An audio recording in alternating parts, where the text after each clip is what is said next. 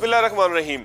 नाज़रीन, क्या रियासत हमें ये सिखा रही है कि इलेक्शन अब बगैर हथियार के नहीं लड़ा जा सकता, बाहर से लाकर किसी को कामयाब नहीं कराया जा सकता। ये कहना था मुस्तफ़ा कमाल का, जो पीएसपी के चेयरमैन है। इसके साथ साथ कराची में बल्दियाती इंतखाबात क्या होने जा रहा है, कौन कामयाब होगा, कराची के मसाइल कौन हल करेगा, मुस्तफ़ा कमाल और उनकी पार्टी कितनी पुरुमीद है। मुस्तफ़ा कमाल साहब हमारे साथ मौजूद हैं। बहुत शुक्रिया मुस्तफ़ा कमाल साहब। मुस्तफ़ा साहब, ये क्या बयान था आपका, क्या इसके पीछे मकसद था कि आप ये समझने लग गए हैं कि रियासत को आप ये बता रहे हैं कि वो ये समझती है कि हथियार के बगैर कामयाबी नहीं हो सकती।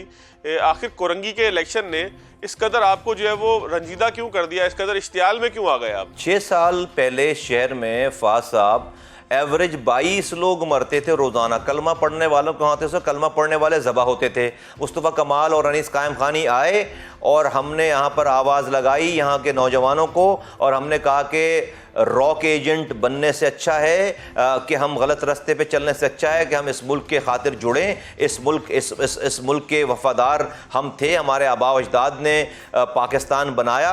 हम जो है वो इन किसी के बहकावे में हम नहीं आए। इस शहर के लोगों ने, नौजवानों ने कैशेज़, बड़े बड़े कैशेज़, मैं आपको टीवी पे ये वाली बात कह रहा हूँ कि हमने यहाँ के नौजवानों ने हथियारों के बड़े बड़े ज़ख़ीरे अपने हाथों से लॉ इन्फोर्समेंट एजेंसीज़ के हैंडओवर किया।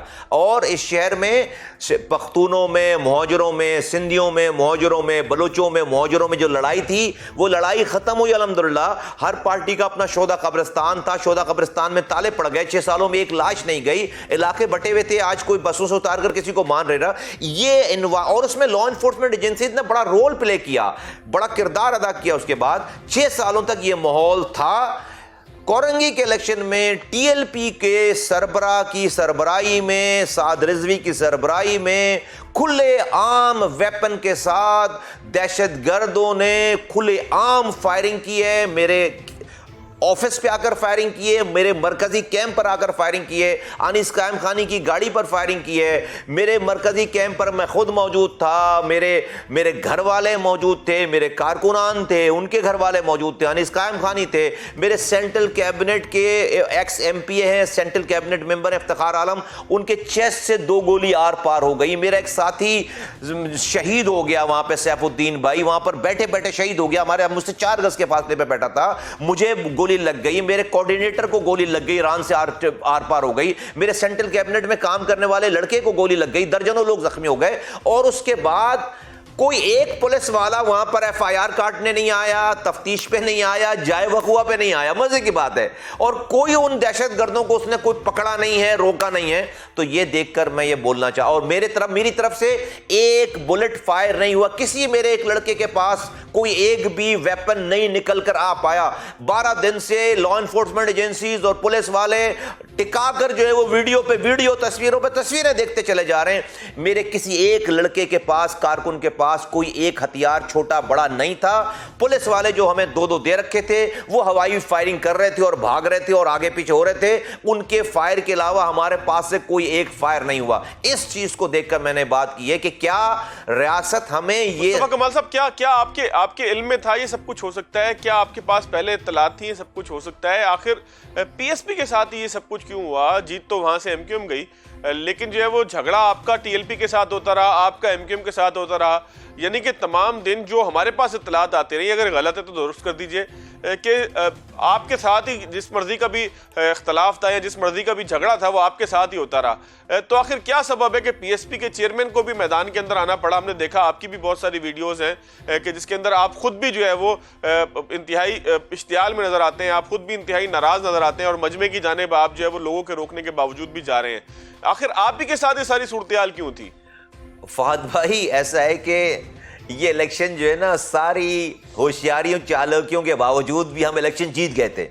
और हमने वो तैयारी की थी इस इलेक्शन की, 1 महीने तक हम लोगों के पास गए कि हमने इनको सबको जो है वो बिल्कुल जैसे कहते हैं ना कि चित कर दिया था सारा। और मेरे पास जो कारकुनान थे और लोगों का जो रेस्पॉन्स था, हमने हर घंटे के ऊपर एक घंटे वाइज प्लानिंग कर रखी थी कि इस घंटे में हमने ये काम करना है, अगले घंटे में ये काम करना है। देखिए, ये कहीं ये डिसाइड हो चुका था कि ये सीट एमक्यूएम को देनी है। क्यों देनी है एमक्यूएम को सीट? ये क्योंकि एमक्यूएम की वजह से हुकूमत चल रही है, 2 सीटों से हुकूमत चल रही है। अगर ये सीट एमक्यूएम से हार गई और वो नाराज हो गए और वो बाहर आ गए हुकूमत से, तो हुकूमत डिस्टेबलाइज हो जाएगी, आपका डॉलर जो है वो 400 का हो जाएगा। ये अब डिसाइड हो गया। तो क्या उसके लिए क्या किया गया? एमक्यूएम से उनके कारकुनों के नाम ले लिए गए कि प्रेजाइडिंग ऑफिसर जो है वो अपने कारकुनान बिठा दिए उन्होंने, अपने सारे कारकुनान, उनके अपने कारकुनान प्रेजाइडिंग ऑफिसर बैठ गए जो उनके सरकारी मुलाजमीन नजारे। अच्छा, उसके बाद क्या हुआ कि चोर को कहा कि चोरी करना कर लो और चौकीदार को कहा कि छुट्टी पे चले जाओ। मेरा मकसद ये इस वाली बात का कि मोस्ट सेंसिटिव, जो कि हुकूमत ने खुद डिक्लेयर कर रखा है कि मोस्ट सेंसिटिव पोलिंग स्टेशन, वहां पर मीडिया के लोग गवाह हैं कि एक पुलिस वाला फ्रंट गेट पे और एक पुलिस वाला पिछली गेट पर। That shows what? That shows कि भाई चोर को कहा कि चोरी कर लो और चौकीदार को कहा कि छुट्टी पे चले जाओ। आप इमेजिन करें कि कराची में इलेक्शन हो रहा है और पुलिस से इलेक्शन कंट्रोल हो सकेगा? वो भी बाहर एक आदमी खड़ा है। तो उसके बाद क्या हुआ कि सुबह जैसी पुलिंग शुरू हुई है, एमक्यूएम के जो प्रेजाइडिंग ऑफिसर्स थे वो रंगे हाथों पकड़े जाने लगे मेरे पोलिंग एजेंट्स के जरिए। हमने 8 जगहों पे 3 घंटों में 8 बजे से लेकर 11 बजे तक हमने 8 जगहों पर कैमरे के सामने बुलाकर, मीडिया को बुलाकर, पुलिस को बुलाकर, रंगे हाथों इनके लोगों को पकड़कर, इनके डब्बे पकड़े, हमने लेकर भाग रहे थे, बैलेट पेपर पकड़े, जाली वोट डालते हुए पकड़े, हमारे चीफ पोलिंग एजेंट्स वहां पर पहुंचे, हमारा कैंडिडेट वहां पर पहुंचा और सारी दुनिया ने देखा, मीडिया के चैनल्स ने दिखाया कि 8 जगहों पर हमने इनको लॉक करके रख दिया। अब जब जिनका भी ये प्लान था कि भाई शाम में एमक्यूएम को जितवाना है, अब उन्होंने देखा भी 12 बजे तक तो ये तो पीएसपी वाले हिलने नहीं दे रहे। तो जब ये पीएसपी ने ये काम करके दिखाया तो उसके बाद फिर हम पर ये असॉल्ट लॉन्च हुआ है कि भाई इनको मारे बगैर ये रुकने वाले नहीं हैं, तो इनको जाकर मार के। तो आप समझते हैं कि मिले हुए थे आपस में एमक्यूएम और टीएलपी के लोग, जिन्होंने मिलकर जो है वो पीएसपी को दीवार पे लगाने की में इतना दम नहीं है कि टीएलपी जो है ना अपने से आ जाए वहां पर और उसको सारी चीजें कर जाए। और उसके बाद के हालात ने बता दिया ना कि जो वो टीएलपी के लिए कोई एफआईआर नहीं काट रहा, उनको कोई पकड़ नहीं रहा उस जाए वकू पे। भाई मैं इस बात को क्या कोई भी इन्वॉल्व है, पुलिस है और दूसरे इदारे हैं, कोई भी इन्वॉल्व है, मुझे इसका नहीं पता, लेकिन कोई इन्वॉल्व है। क्यों इन्वॉल्व है, क्यों कह रहा हूं मैं? आज तक फहद भाई 13 दिन हो गए, मेरा साथी शहीद हो गया है स्पॉट के ऊपर, मुझे गोली लग गई है, इफ्तिखार आलम को गोली लग गई है, मेरे दूसरे साथी को गोली लग गई है। आज तक जाए वकू पे पुलिस ही नहीं आई है।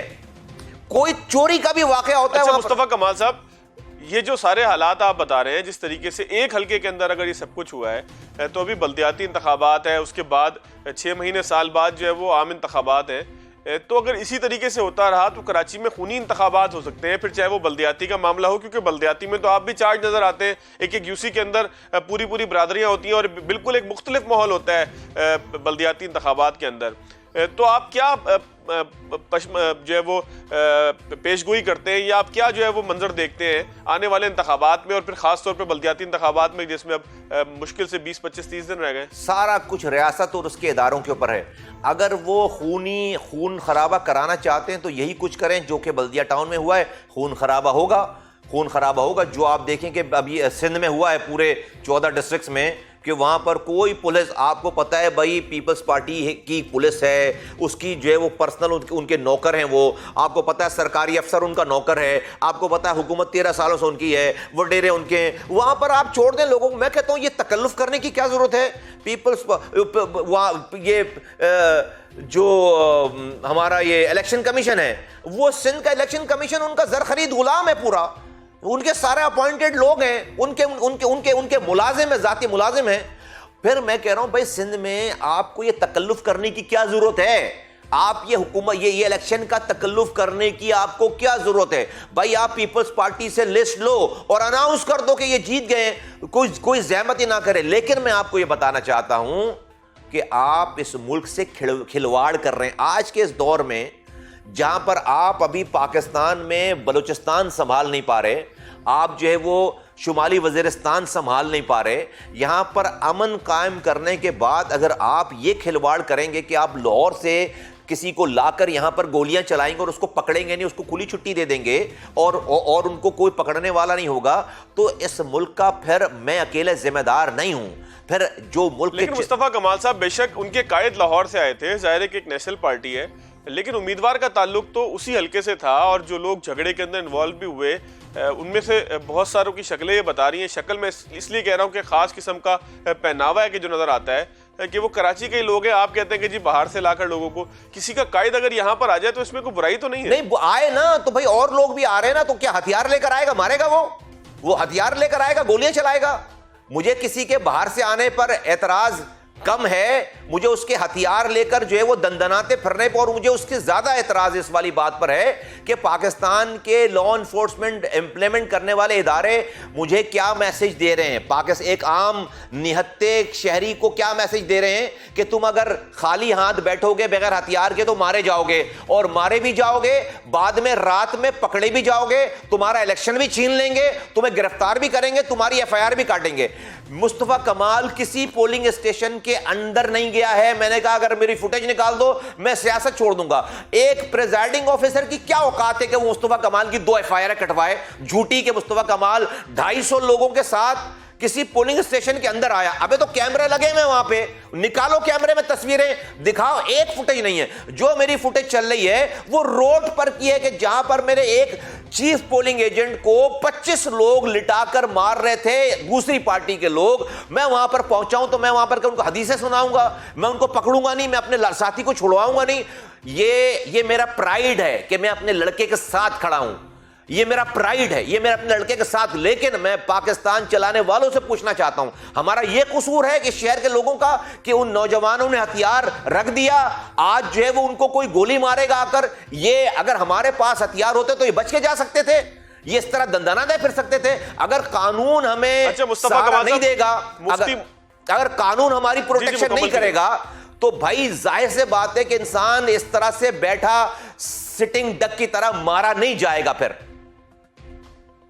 अच्छा, मुफ्ती मुनीब साहब के साथ आपकी तल्ख कलामी चल रही थी, कुछ बयानात का तबादला भी हुआ, उसके बाद एक मुलाकात भी हुई, तो क्या उनके साथ मामला सेटल हो गया? देखिए, अनीस कायम खान हम पर जुल्म हुआ, हमारा साथी शहीद हुआ, हमें गोलियां लगी, और उसके बाद अनीस कायम खानी ने एक टीवी इंटरव्यू दिया, कोई ऐसी बात नहीं की गलत। उसके ऊपर एक ट्वीट आया और वो ट्वीट तंज पर मबनी था, ताजियत के बजाय तंज पर मबनी था। उसका मैंने जवाब दिया, फिर उनका जो है वो एक और बयान आया, फिर उसके बाद उनका एक और लेटर आया हमारे खिलाफ, हमने भी एक बयान दिया, हमने भी एक लेटर जारी किया मुफ्ती उनके खिलाफ। और उसके बाद कुछ लोग आए, मैं नाम बता देता हूं, रफीक परदेसी साहब हमारे पास आए कि हमने ये बात खत्म करनी है। हमने कहा हमारा उनसे कोई मसला नहीं है, हमारा मसला TLP से, उन्होंने हमारा साथी शहीद किया है, हमें जो है वो हम पर जुल्म हुआ है और हमसे जो हो सकेगा हम उसको करेंगे, हमारा मुफ्ती मुनीब साहब से कोई मसला नहीं है। उन्होंने कहा जी बात खत्म करनी है, या उनके घर पर हमसे, हमारे ऑफिस से 2 गली के फासले पर रफीक परदेसी साहब का घर है। उन्होंने कहा मैं उनको अपने पास बुला लेता हूं, आपसे मेहरबानी रिक्वेस्ट है कि आप भी हमारे पास जाएं। हम चले गए, मैं और अनीस कायम खानी साहब, वो अपने वफ्द के साथ आ गए, बात खत्म हो गई, हमने भी उसके बाद कोई बात नहीं की। अच्छा, एक मजीद और चीज़ बताइएगा कि आपके जो साथी का जनाजा था उस पर भी जो है वो MQM के उम्मीदवार जो कामयाब हुए वो भी मौजूद थे। उसके बाद जो है वो हमने देखा कि कंवर नवीद जमील के क़यादत के लिए जो है वो आपके साथी शबीर कायम खानी साहब वहाँ पर गए, तो क्या आपस में भी आपकी बर्फ़ पिघल रही है? ये आप लोगों को भी समझ में आ रहा है कि तकसीम की वजह से शहर का मैंडेट कोई और भी लेके जा सकता है? नहीं, देखिए, जनाजे पे और किसी की मौत और मैयत पे तो मिलना जुलना पहले भी था, कोई ऐसी बात नहीं थी। हमने तो किसी का बंदा नहीं मारा हुआ।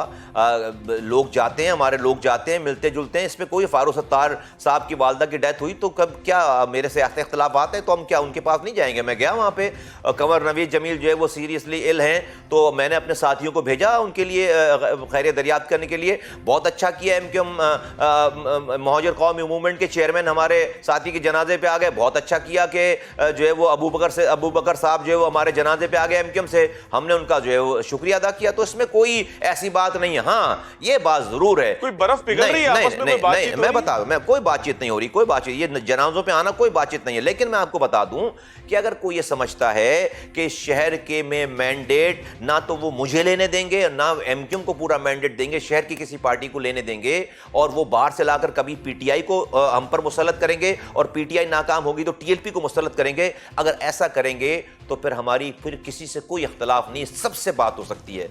फिर मेरा ये कहना है कि मुझे साद रिजवी से गोली पड़वाने के बजाय मुझे अल्ताफ हुसैन से गोली खाना ज्यादा प्रेफर करूंगा। मैं मुझे अल्ताफ हुसैन, इसी शहर के अल्ताफ हुसैन से मुझे गोली पड़वाओ, मुझे वो ज्यादा प्रेफर मैं करूंगा बनिस्बत मुझे किसी को बाहर से लाकर यहां मुझे गोली पड़वाओ, मुझे ये ना करवाओ मेरे साथ। ये मुस्तफा कमाल साहब, ये बहुत बड़ा बयान आप दे रहे हैं। बिल्कुल दे रहा हूं मैं, बिल्कुल दे रहा हूं। मुझे अगर आपको किसी को साद रिजवी को लाहौर से लाकर मुझे आपको गोली पड़वानी है तो भाई इससे अच्छा अल्ताफ हुसैन को बड़ा करते हैं, उससे गोली पड़वाए ना मुझे, यहां पर उससे गोली खा लूंगा मैं, उससे कत्ल, उसके हाथों से कत्ल होना मैं प्रेफर करूंगा बनिस्बत में साद रिजवी के हाथों से मैं मारा जाऊं। एक ब्रेक लेता हूं, ब्रेक के बाद दोबारा आते हैं। बल्दियाती इंतखाबात हैं और भी बहुत सारे मामले हैं, आपसे उन तमाम चीजों के ऊपर भी बात करेंगे आफ्टर शॉर्ट।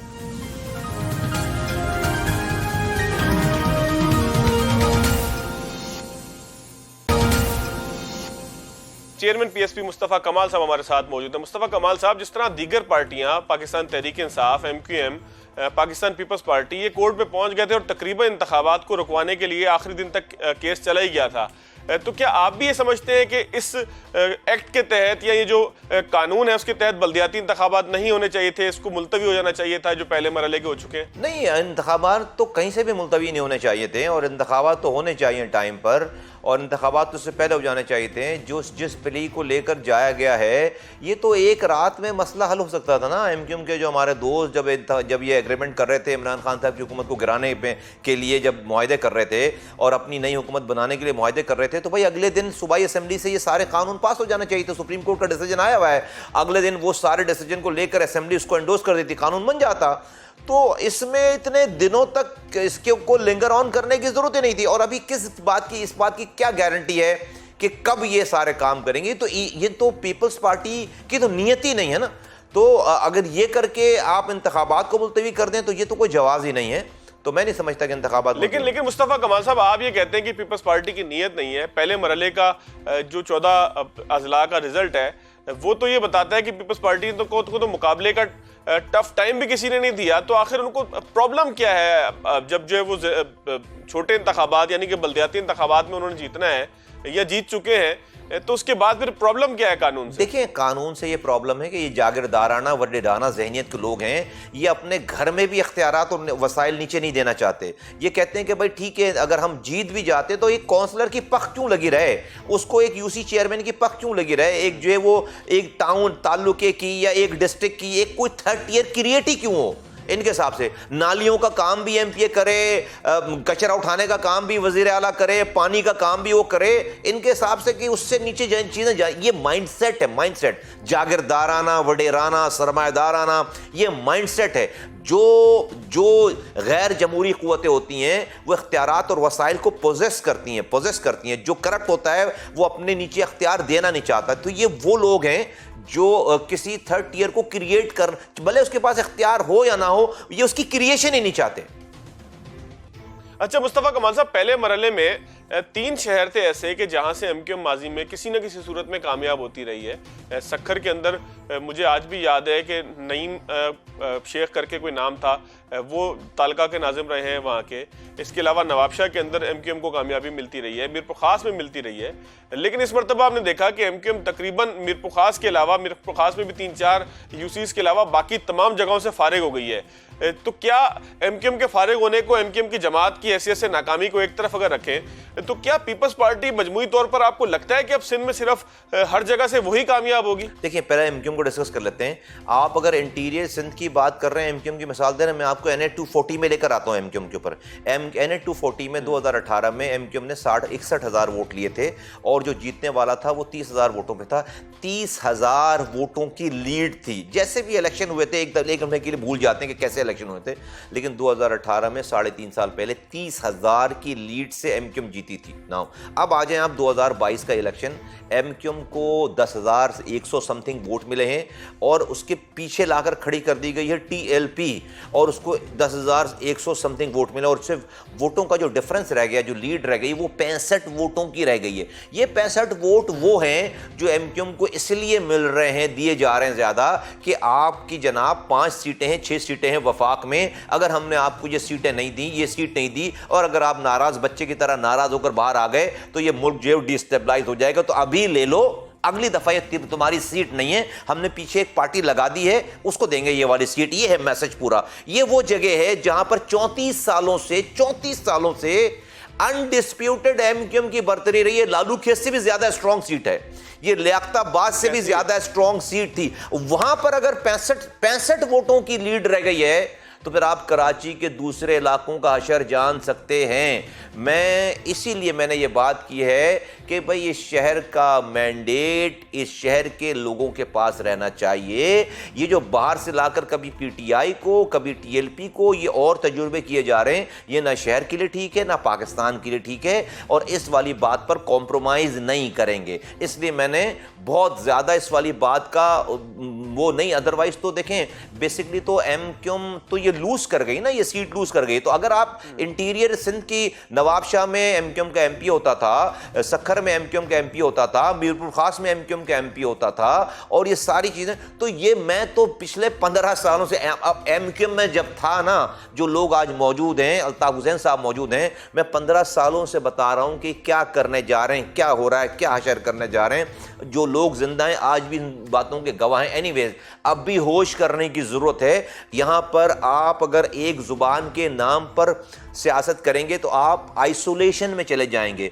आप दूसरी कौमों को जब तक अपने साथ गले नहीं लगाएंगे आप तन्हा रह जाएंगे। इसको समझने की जरूरत है, आपकी अपनी कौम के लिए समझने की जरूरत है। आप दूसरों को अपने हाथों से दूसरी कौमों को दे देते हैं कि भाई ले आप इनको इस्तेमाल करें, हम इनको नहीं अपने साथ अपने गले लगा रहे हैं। तो डेफिनेटली फिर जो है वो जो दूसरे लोग गेम करने वाले लोग हैं, फिर वो अपने अपने नए नए गेम तैयार करते हैं। पाक से जमीन पार्टी ने सब लोगों को जोड़ा है। कल को हमारी ही बात लोगों को मानना पड़ेगी। हम 2016-18 में हमारे अगर 6,000 वोट थे, जब 2.5 लाख वोट पड़े थे, आज हम 43,000 वोट पड़े टोटल और मेरे इतनी धांधली करने के बाद भी मेरे 5,000 वोट हैं। तो अगर आप देखेंगे अगर किसी का ग्राफ बढ़ा है इस पूरे सेटअप में, वो तो हमारा ग्राफ बढ़ा है इसके अंदर। बल्दियाती सेटअप में क्या उम्मीद है आपको? अगला मरहला आप करीबी है, ज़ाहिर है कि कराची भी है, उसमें हैदराबाद भी है और इससे मुत्तसिल इलाके भी हैं कि जो अक्सरियती इलाके समझे जाते हैं उर्दू बोलने वालों के, कि जहां से आपका वोट बैंक हो सकता है। क्या उम्मीद कर रहे हैं? देखिए, अगर काम की बात करें और सारी पार्टीज की कारकर्दगी की बात करें तो मुस्तफ़ा कमाल के से अच्छी सीवी किसी की नहीं है। आखिरी दफ़ा ये शहर अल्लाह ताला ने हमारे हाथों से बनवाया था, ना उससे पहले बना ना उसके बाद बना, और जो हमारे बाद लोग आए 12 सालों में वो सब नाकाम हो गए। आज ये शहर दुनिया के 5 बदतरीन रहने वाले शहरों में शामिल हो गया। मेरे ज़माने में ये शहर दुनिया के 12 तेज़ी से तरक्की करने वाले शहरों में शामिल था। आज 12 साल गुजर गए। मेरे 5 साल के 4.5 साल के निज़ामत के दौर में मैंने जो भी काम किया, मुझ पर आज मेरा दुश्मन भी 1 रुपये भी हराम कमाने चोरी करने का इल्ज़ाम नहीं लगा सकता। मेरा कोई शादी हॉल नहीं है, मेरा कोई पेट्रोल पंप नहीं है, मेरे पास कोई फ़र्क गोगी नहीं है, मेरे पास कोई जमीनें नहीं निकलनी, मेरे बहन भाइयों के अकाउंटों से पैसे नहीं। घड़ियां भी नहीं मिली थी आपको मुस्तफा कमाल साहब? आपको कभी घड़ी भी तोहफे में नहीं मिली? नहीं मिली ना घड़ी। हमें ना घड़ी मिली, हमें ना प्लॉट मिले, हमें ना और चीजें मिली, कुछ भी नहीं मिला हमें। और जो कुछ मिला हम सब देकर हमने इसको इबादत समझकर इस काम को किया है। तो अगर आप कारकर्दगी पे, क्रेडिबिलिटी पे और लोगों की एफिलिएशन, आज 6 सालों में लोग हमारे साथ जुड़ गए। फात भाई, इतनी रियासती सपोर्ट के बावजूद हम NA-249 में पीटीआई को हरा रहे हैं, एमक्यूएम को हरा रहे हैं। यहां पर हमने गोली खाने के बाद भी जो है वो हम हिले नहीं अपनी जगहों से। अगर हमें 13,927 वोटों का रिकॉर्ड है मेरे पास, चैलेंज करता हूं कि मैं शनाख्ती कार्ड के साथ, टाइमिंग, नाम, नंबर, टेलीफोन के साथ मैं प्रूफ करता हूं कि 13,927 लोगों को मैं ग्राउंड में जमा करता हूं जिनके निशान लगे हुए, जिन्होंने पीएसपी को वोट डाला है। आ जाओ, मैं चैलेंज करता हूं, मैं सियासत छोड़ दूंगा अगर ये 13,000 लोग नहीं निकाल पाए तो। मेरे पास आईडी कार्ड के साथ सबूत मौजूद है, मेरे पास पास सिस्टम मौजूद है। तो अगर आप ईमानदारी से इस शहर के हालात के ऊपर बात करें और जो नफ्सा नफ्सी है, आज मुस्तफ़ा कमाल और पीएसपी से ज़्यादा इस शहर को ठीक करने वाला कोई नहीं। कराची अब धोखा नहीं खाएगा इंशाअल्लाह ताला, और मुस्तफ़ा कमाल ही कराची और सिंध बनाएगा। ब्रेक के बाद दोबारा आते हैं मुस्तफ़ा कमाल साहब, एक छोटा सा ब्रेक लेता हूँ, सिंध हुकूमत की कारकर्दगी के ऊपर भी कुछ बात करनी है, ब्रेक के बाद।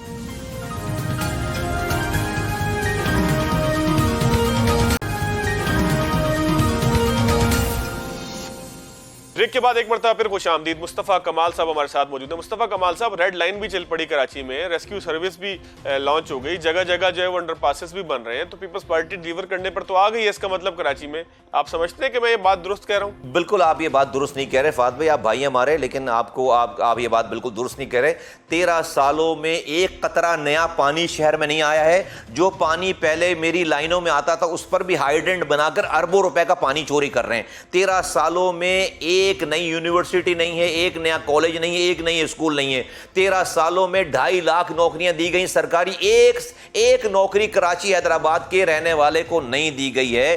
13 सालों में कोई कचरा नहीं उठ रहा। 13 सालों में कोई बस अब तक नहीं लेकर आए थे पीपल्स पार्टी वाले। अब से 250 बसें आ गई मुस्तफ़ा कमाल साहब, इसको तारीफ तो करें ना, मैं आ रहा हूं 2 हफ्ते पहले, अब से 2 हफ्ते पहले ये रेड लाइन की बसें लेकर आए हैं, जिसका 10 या 12 15 उसकी तादाद है, या और हो जाएगी तादाद। ये तो भाई मैं जब 250 अरे भाई अभी आई नहीं है 250 पेपर्स पे है फात भाई, 250 पेपर्स पे है, अभी तो 10-15 बसें आई हैं। 250 बसेस पेपर्स पे हैं, पेपर्स पे अभी तो 10 वो आ जाएंगी। वो कहते हैं 10 भेजेंगे लाड़काना, 240 कराची में। अरे भाई जब आ जाएंगी तो जब हम कह देंगे ना 250, अभी क्यों कहें, अभी तो 15 बसें हैं टोटल, अभी तो 15 बसें हैं। जब मैं निजामत छोड़कर गया था ना, तो मैं सिर्फ सिटी गवर्नमेंट के पैसे से 75 बसेस चला रहा था, 0 मीटर यहां पे 3 रूट्स चला रहा था, 25 बसेस पे 3 रूट्स चला रहा था। सिंध हुकूमत के पास 10,242 अरब रुपए खर्च किए 13 सालों में, 10,000 अरब। उसके बाद अगर ये 15 बसें लेकर आ रहे हैं, वो भी इलेक्शन से जिस महीने इलेक्शन होने वाला है, you think it's not a joke? ये जोक है, ये तो मजाक है सारा। और शहर में आप हशर देखें, और कौन से अंडरपासेस फ्लाईओवर्स बन रहे हैं,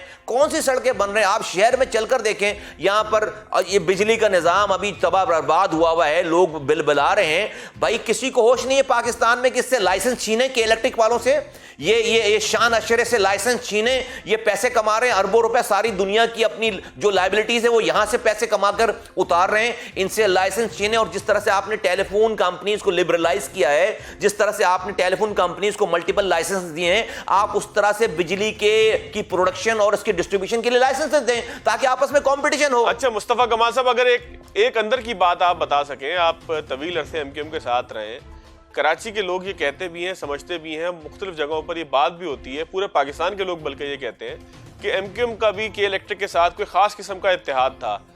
तो जब आपसे मेरी मुराद ये है कि 2013 से पहले जब आप भी एमक्यूएम का हिस्सा थे, तो कोई इत्तेहाद की सूरत हाल थी, कोई खास ताल्लुक था जिसकी बुनियाद पर खामोशी इख्तियार की? देखिए बिल्कुल हो सकता होगा उस वक्त के गवर्नर, उस वक्त की जो है वो टीम जो थी सारी, मेरी नॉलेज में नहीं है, मैं इसका पार्ट नहीं हूं। मैं तो अपने लिए कसम खा सकता हूं ना, आप कुरान उठाकर कसम खा सकता हूं, मैं इसका हिस्सा नहीं हूं, लेकिन मुझे नहीं पता कि होगा। लेकिन मैं आपको बताऊं, उससे ज्यादा बड़ा इत्तेहाद तो तहरीक इंसाफ के इमरान खान साहब के साथ था ना, जो आरिफ नकवी हैं।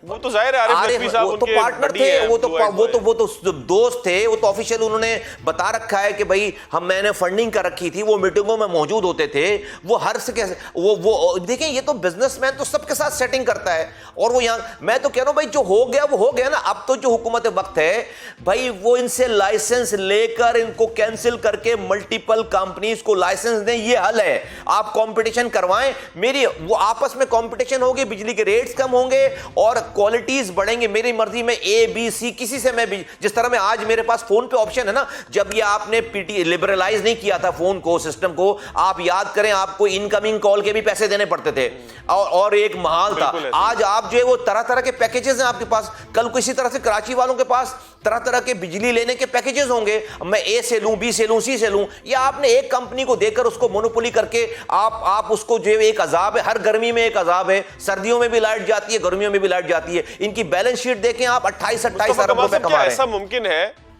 ऐसा मुमकिन है कि आप इस शहर के मेयर भी रहे, नाजिम भी रहे, क्या ऐसा मुमकिन है कि ये जो सारा सिस्टम आप बता रहे हैं बिजली की तकसीम का, तरसील का, इसके हवाले से कोई वर्किंग पेपर भी आपकी पार्टी या आप शेयर कर सकें, लोगों को पता तो लगे कि उनका ऑप्शन क्या है, उनका हक है क्या। लोग तो इस वक्त सिर्फ जो है वो एक मखसूस कंपनी को, के इलेक्ट्रिक को बुरा भला कहते हैं, उसके बाद रास हो जाते हैं, अगला दिन फिर बुरा भला कहते हैं, किसी दिन बहुत गुस्सा आ जाए एहतजाज करते हैं तो गोली खाते हैं या शेल से कोई इंतकाल कर जाता है। इसके अलावा लोगों के पास हल नहीं है। तो क्या आप नहीं समझते कि कोई हल पेश करना चाहिए इस स्पेसिफिक इशू के ऊपर भी कि बिजली की तकसीम और तरसील का निज़ाम जो है वो मल्टीपल लोगों को दिया जाए, या वो ऐसे लोगों को दिया जाए कि जो क्वार्टरली बुनियादों पर बताएं कि उन्होंने कराची के अंदर जो है वो बिजली के निजाम में बेहतरी के लिए क्या किया। फाज साहब, ये कोई रॉकेट साइंस नहीं, दुनिया में ये काम हो रहा है ऑलरेडी, और हमारे पास भी पेपर बने हुए हैं, और जो लोग हुक्मरान वक्त पे जो बैठे हुए हैं उनके पास और ज्यादा जराए हैं, पूरी दुनिया खुली हुई है। ये कोई नया कोई रॉकेट साइंस है। You don't have to reinvent the wheel. I mean, आपको कट एंड पेस्ट का जमाना, दुनिया में ये निजाम चल रहा है कि मल्टीपल कंपनीज होती हैं, आप किसी का कार्ड लगाएं, आपकी बिजली, आप जाकर परचून की दुकान से कार्ड खरीद के लेकर आए बिजली का, आप जिस कंपनी का, जिस तरह आप जैस का कार्ड खरीदते हैं, आप ये टेलीनॉर का कार्ड खरीदते हैं, आप किसी और कंपनी का कार्ड खरीदते हैं, इस तरह से आप बिजली के कार्ड लेकर आए, लगाएंगे, वो आपको बिजली चलने लगेगी। ये ऑप्शंस मौजूद हैं, ये सरकारी लोग जानते हैं, पूरी दुनिया घूमते हैं सरकार के पैसे पर, अवाम के पैसे पर। इनके पास, मेरे पास भी पेपर मौजूद है, लेकिन मुझसे ज्यादा अच्छी नॉलेज वो लोग जो कि आज हेल्म ऑफ अफेयर में बैठे हुए उनके पास मौजूद है। करने की विल होनी चाहिए, करें इसको। एक आखिरी चीज का जवाब दीजिएगा मुस्तफा कमाल साहब, बारिशें सर पर हैं, 2-1 दिन के अंदर कह रहे हैं कि बहुत शदीद बारिशें होंगी, खुदा न खास्ता कराची, हैदराबाद के अंदर अर्बन फ्लडिंग के हवाले से भी वार्निंग जारी हो रही है। आपको लगता है कि इस मरतबा नालों की सफाई से लेके जो दीगर लवाजमात हैं पानी की निकासी के लिए, वो कराची में पूरे हुए हैं, या इस दफा भी आपको ये लगता है कि उसी तरीके से आओ बका मचेगी और उसी तरीके से हम सारे आप सारे रोते हुए सड़कों पर दिखाई देंगे कि भाई ये क्या वही आओ बका मचेगी, वही पुराना चूरन बेचा जाएगा, वही टीवी टॉक शो चलेंगे, 2 दिन तक चलेगा, लोग मरेंगे, फिर उसके बाद सब भूल जाएंगे, अगली बारिश का इंतजार करेंगे। कुछ ऐसा नहीं हुआ है कि जिसमें हम कहेंगे नहीं अब बहुत अच्छा हो गया शहर, वही पुरानी कहानी चलेगी सारी। बहुत शुक्रिया मुस्तफा कमाल साहब हमारे साथ मौजूद थे। जो आपकी आखिरी बात थी मुस्तफा कमाल साहब, मेरी ख्वाहिश होगी, मेरी दुआ होगी कि अल्लाह करे वो सच ना हो, पानी की निकासी का इंतजाम कुछ ना कुछ ऐसा जरूर हो जाए कि कराची में लोग जो है वो अपनी जान की बाजी ना हारें। कराची के लिए बेहतर हो, इस मुल्क के लिए बेहतर हो, इस मुल्क के माशी इंजन यानी कि कराची के लिए बार बार हम ये कहते हैं कि बेहतर हो। मुस्तफा कमाल साहब हमारे साथ मौजूद थे, दर्द दिल के साथ उन्होंने बहुत सारी बातें की। आज के प्रोग्राम से इतना ही, इजाज़त दीजिए, अल्लाह हाफ़िज़।